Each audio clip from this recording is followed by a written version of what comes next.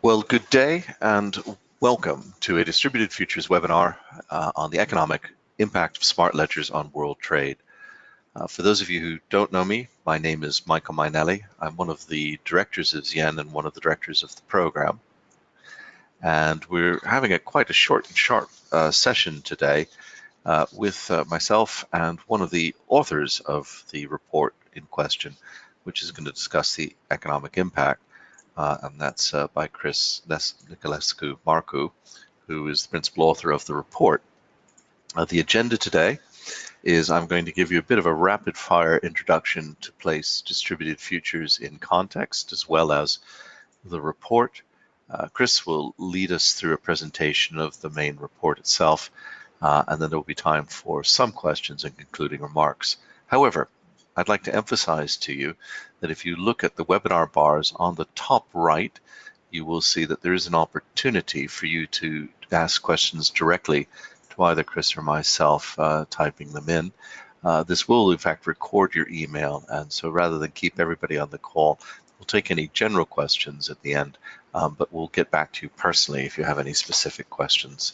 And again, of course, a major reminder that today we're discussing a report which has been published. The report itself is online at the Distributed Futures website, and you're very welcome, of course, to go and click and read on that while we're talking. What I might like to do is to begin, if I could, with just a kind of what does the audience know. You're about to see a short poll, which is now open. And this poll is asking you really, which of 5 areas do you think are going to have the most impact on world trade from smart ledgers? Is it things like identity, things such as the reduction in bureaucracy and documentation? Is it the ability to structure agreements between people? Is it the much hyped payments area of virtual currencies and things? Or is it much more on the transaction space? Now, while you're looking at that, I will be collecting the responses. I'll give you another 20 seconds or so to complete your votes. Good. And let's have just a quick look at it here as we close that poll. For those of you who, yes, over 86% have voted. So we'll close the poll now. And what I'd like to do is basically tell you that 33% of you thought that identity was the big area, 17% documentation, 42% agreements, 17% payments, and 50% transactions. So it's pretty clear that it's actually not so much payments as the transaction and agreement space and possibly identity that you see as important. The importance of this will become evident as we move later on. Anyway, to put things into context, what I'd like to do now is just give you an overview of the research program itself. Oops.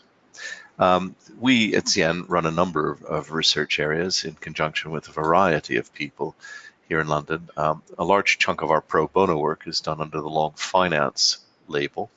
Long Finance itself comprises a number of areas. Many of you will know the Global Financial Centers Index, or the Global Intellectual Property Index, or the Green Global Finance Index, but we do a tremendous amount of work in areas like the future of finance.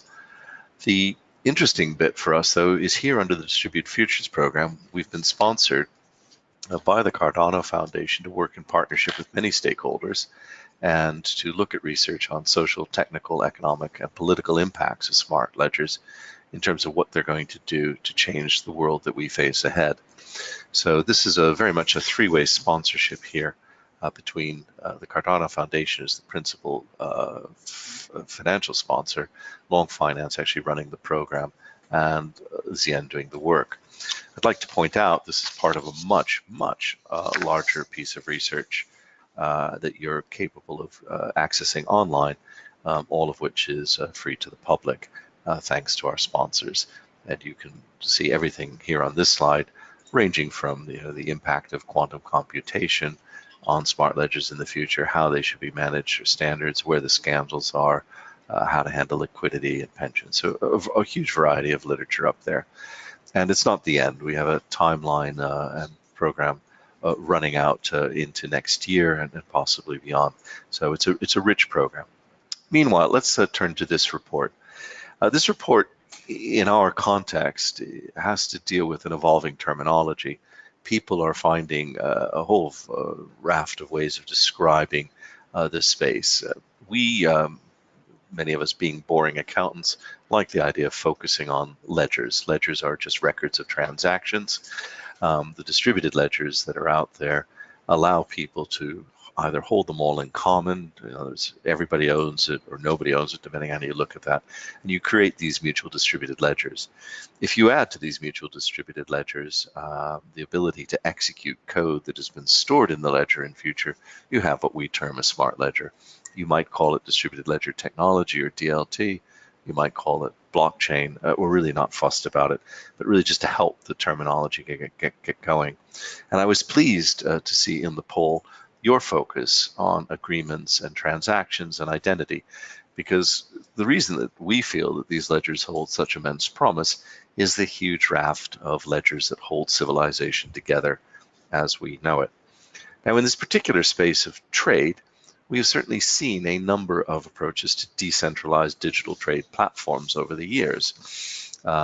Many banks have attempted to do things. We ourselves here at Siena in London were involved over 20 years ago in a Citigroup experiment on trade facilitation and letters of credit. And you can see here a number of areas ranging from Amazon and Alibaba, with whom we are all familiar, to some of the trading systems offered by financial services providers, or over in the shipping sector as Stocks and Bolero. So a lot happening. But the new decentralized area is having things like Wave, which takes the shipping approaches of Stocks and Bolero and tries to move them onto blockchain. SKU Chain also in this space. And then an interesting group with whom we've been working, Fast Track Trade out of Singapore. Fast Track Trade out of Singapore is offering data sharing indemnification for about 500 companies out there. So why this report? Well, we here at Long Finance were delighted that CEBR, the Center for Economics and Business Research, was interested in producing a report to examine the space and look at the economic impact. And we asked them to look in particular at 2 of the 5 areas I asked you about earlier, the documentation and the agreement space. And I think it's time now for me to hand on to Chris so he can walk you through the report itself and its conclusions. Thank you. Thank you, Michael. Well, good afternoon, everyone. It's a pleasure to be here with you today.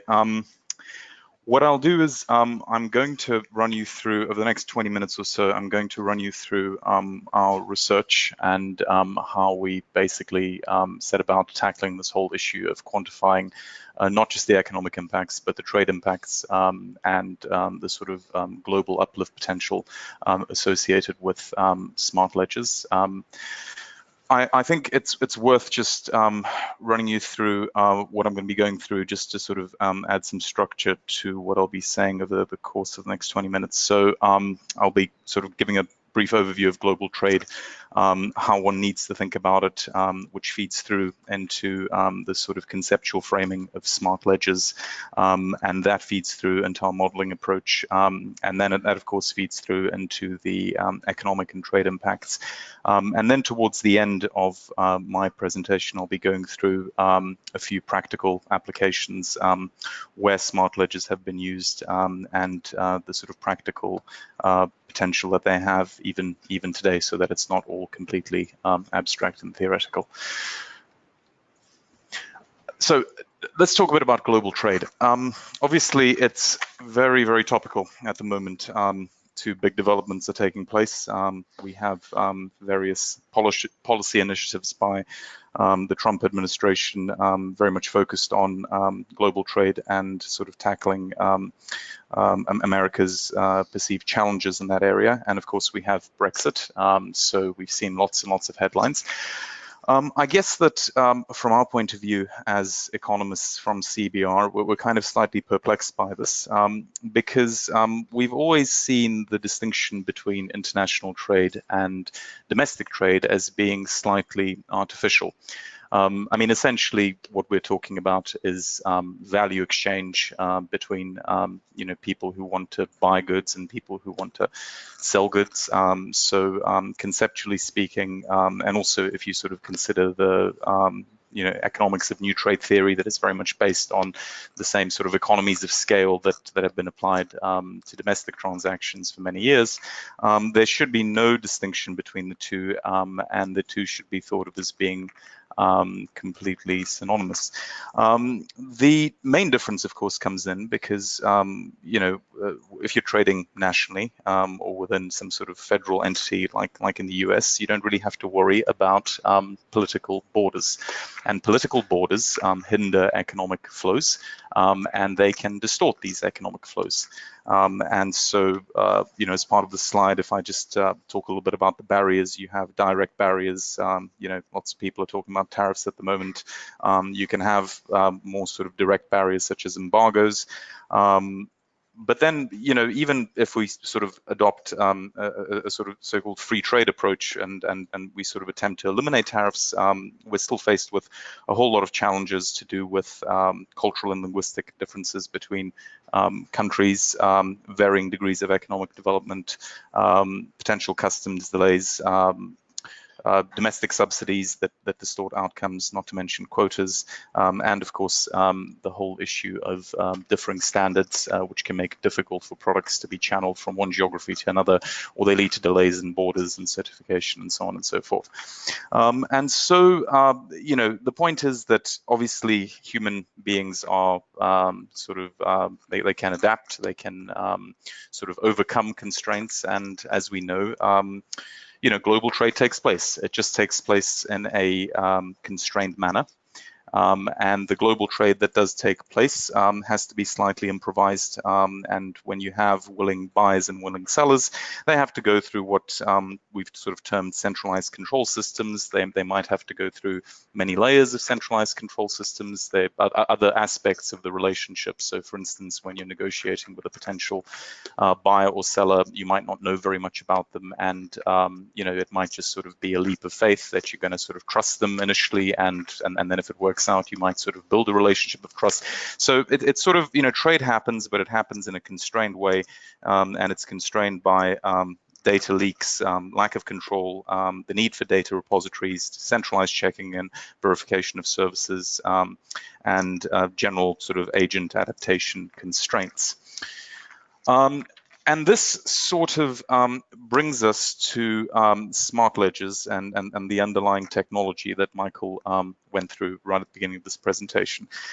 So, I mean, just to sort of recap some of the terms that we went through earlier, that smart ledgers are mutual distributed ledgers with embedded executable code. They're multi-organizational databases with a super audit trail that rely on cryptography to ensure their functionality and integrity and control viewing permissions. So if I just sort of point you to the picture on this slide. The main difference between this slide, this one, and the previous illustration that we went through is the fact that through smart ledgers and MDLs, we can sort of achieve two things. Firstly, we can consolidate data, which means that essentially the data is in one place, and you can do various things with it. You can sort of secure the integrity of your supply chain. You can find out who you're dealing with. You can check to see what others have to say about that specific party that you've been dealing with. You talk about documentation, paperwork, and that can be automated through the sort of code that's integrated into the smart ledgers. Now, paradoxically, although this is consolidated, and consolidation is sometimes synonymous with centralization, it's actually decentralized. And so that actually has enormous implications for security, because centralized systems tend to be vulnerable. They tend to be vulnerable to sort of general failures. And, if a database fails or whatever, it has, ramifications for organizations and people relying on it.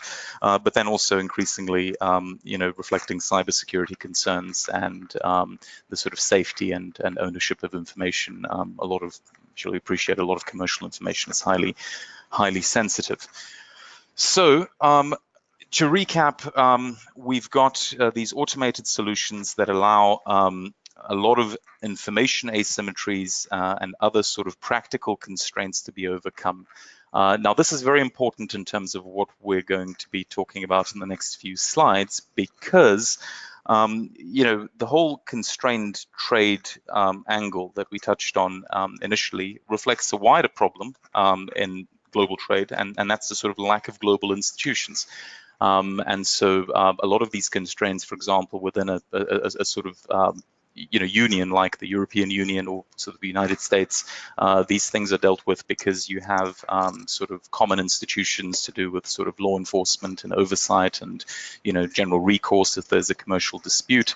We're sort of looking at an underlying technology that can't, I mean, of course, you know, you can't completely replace these institutions. And once, you know, for example, once Britain leaves the European Union, we can't sort of say that smart ledgers or mutual distributed ledgers or any sort of, you know, no matter how sophisticated the technology is, we can't sort of offset these the loss of this institutional certainty, but we can claw back some of it. And that's very much the premise of our research, that essentially this technology allows us to eliminate volatility and uncertainty in trade. It allows us to claw back some of the costs of importing and costs of exporting, and it allows us to claw back some of the cost of doing business, especially associated with international business. And actually, the sort of clawback assumption lies at the very heart of what we did.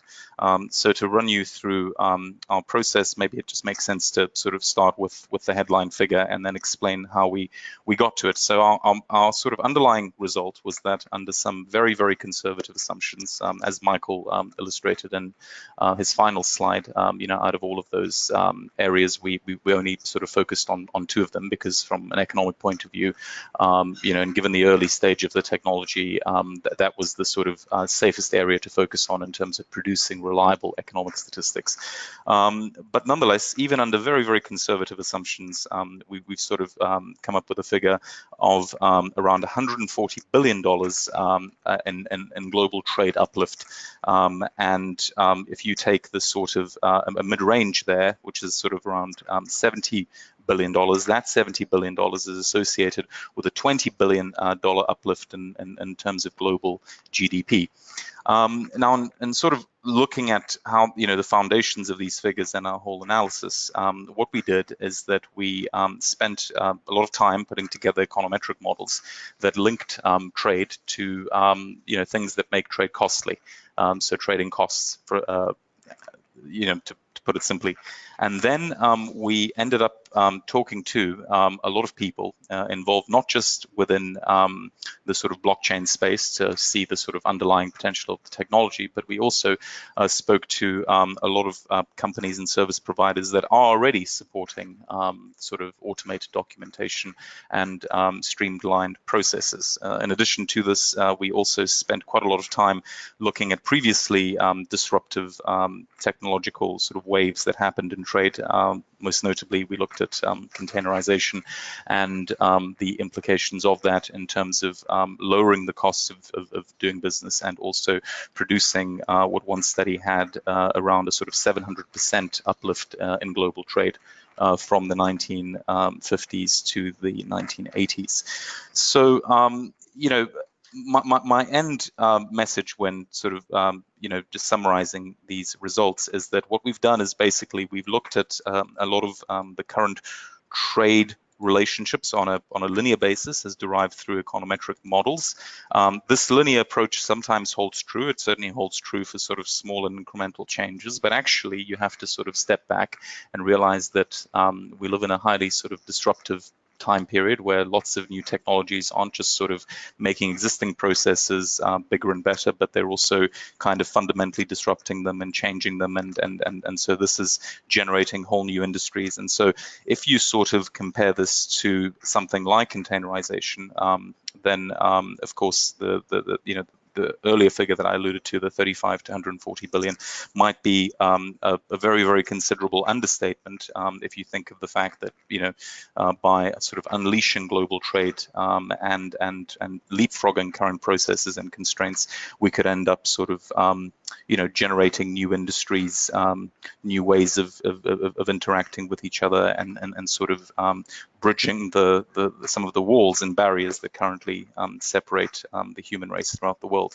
So certainly, we're talking about something that has an enormous amount of potential, and these figures are just basically meant to give you a small little indication of what that potential could be. Just to touch on a few other things, aside from our research, we also ran a few thought experiments on what else might be interesting to look at in terms of smart ledgers and blockchain technology, in terms of data. Too many people think of blockchain in the context of cryptocurrencies and Bitcoin, and to be honest, that's neither here nor there, especially given the sort of volatility that exists. But although people talk about cryptocurrencies as sort of inaccurately replacing real currencies, there is actually potential when considering something slightly different, which is the whole prospect of digital fiat currencies, and how basically within our monetary systems we could replace the monetary base that is produced by the central bank with a blockchain standard, and sort of structurally weaving this into our financial system to achieve better monetary policy and getting rid of some of the monetary policy problems we've had since the financial crisis, such as the zero bound problem, etc. Then quickly touching on some other aspects, we think that government operations could be substantially improved. I think they're actually doing quite a lot of this in Estonia at the moment. So basically this whole idea of having a digital portable identity that has a sort of record of your sort of public life, dealing with taxes, policing, health records, and potential efficiency savings with regard to how we manage national defense. And then, of course, I mentioned earlier that we think of international trade as being synonymous with national trade. So we also think that there is potential insofar as internal trade is concerned. The other very high-profile topic that people are focusing on here in the UK is Brexit. We developed this whole idea of a virtual customs union some time ago, and it was basically to illustrate the fact that with the UK committed to leaving the EU customs union, we could use a sort of digital stamping regime as a way of overcoming some of the frictions that would entail. We think that blockchain, MDL-based technologies are sort of complementary to that, and that if you just sort of imagine a world where you have UK independent trade policy alongside the EU's, we could have a sort of blockchain-based ledger that records, which goods respond to which trade regime, and importantly, we'd need to get lots of cooperation from the EU, but that's something that could be mutually recognized and would allow the UK to stay in a sort of virtual customs union with the EU based on a sort of national ledger. There was also, in support of our study, there was also a poll done by the International Association for Contract and Commercial Management, the IACCM. They posed 3 questions, which basically asked people about their awareness of smart ledgers. It also asked people about the technologies that they're most interested in, comparing smart ledgers to AI and sort of big data. And they also asked people to list the impediments to contracting and trade, which is interesting to look at, especially in light of the poll that Michael ran right at the beginning. So I'd encourage you to look at that. It's on page 49 to 51 of the report that we mentioned right at the beginning. So yeah, these are just some of the conclusions from what I've gone through, but I think we've sort of highlighted these as we've gone along. It's just important to remember that there's this 2.5% clawback assumption, which, as I said again, is very, very conservative, and we think that the future is bright for smart ledgers and MDL technologies in terms of how they could help international trade and commerce. That's it from my side. Well, Chris, thank you very much for that. It's obviously a lot of food for thought, as the slide says here. And I would encourage you, this is a teaser really, to read the report, but you did catch the headlines. I mean, I was particularly struck by the very specific point that the cost of importing a single container could therefore be reduced by about $46 just through simplifying procedures. And I think it's difficult to, but one of the things about this study is, well, in the context of things, 35 billion to 140 billion uplift in world trade, when we're talking about trillions, seems insignificant. But this is all just clawing back pure inefficiencies in the system, as opposed to looking at the underlying element of trade itself, that it itself is a good in terms of comparative advantage and specialization and economies of scale. So I think that's a very, very important bit. As Chris indicated, the report does not look at services, so there's a lot more things that we could look at there, and many of the areas of smart ledgers are in services. It is interesting to see how smart ledgers, how important they are, the wider digitization. And I'm afraid, while we'd like to run an international program here in a parochial sense, given, as he said, Brexit is one of the two big trade issues out there alongside Trump trade wars, we do, I think, have to be asking ourselves, what should the UK and, frankly, other governments be doing in this space? So we have a bit of time for Q&A, but I've noticed that although everybody stayed on the line, which is very impressive, we don't really have any questions, and there's no need necessarily to do them. And I would encourage you to pick up the report online and have a read at Distributed Futures. So I might therefore just turn to a couple of concluding remarks. The first is, although I've mentioned our sponsors, Cardano, I'll mention them again, because without them this wouldn't be here. But I also would like to make a particular thanks to Doug McWilliams, Chris, and the team out at CEBR for their work. And while the IACCM gets a mention in here, isn't actually on this call, they did a sterling job in going out and really getting the views of people involved in contracting, trade, and procurement globally. And that's a fairly authoritative view of life there.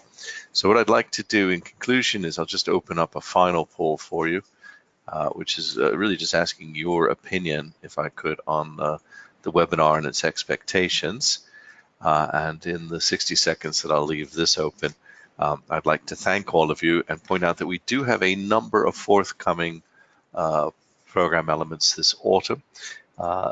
Next month in September, we'll be launching a couple of reports here in London, and we're speeding up the webinar cycle, so you'll expect to see a webinar on the reports that are launched here quite rapidly. We've got things coming out on data sharing via smart ledgers, on smart ledger jurisdictions, and how they can be influenced to both attract business and handle regulation. And we're doing some interesting work on the use of smart ledgers, both for index creation itself and also for cyber catastrophe insurance-linked securities. And that's just a few little headlines and teasers for you. I'd like to thank you very much for joining us today. We do appreciate your time as well. And I noticed that 88% of you said that they had value, and 13% said to some extent. So I think it's largely quite good, although I'm still trying to figure out how the machinery has given us 101%, but that's nice to hear. And I would like to thank all of you and look forward to you joining us on webinars in the future. Have a good afternoon, morning, or evening, wherever you are. Thank you.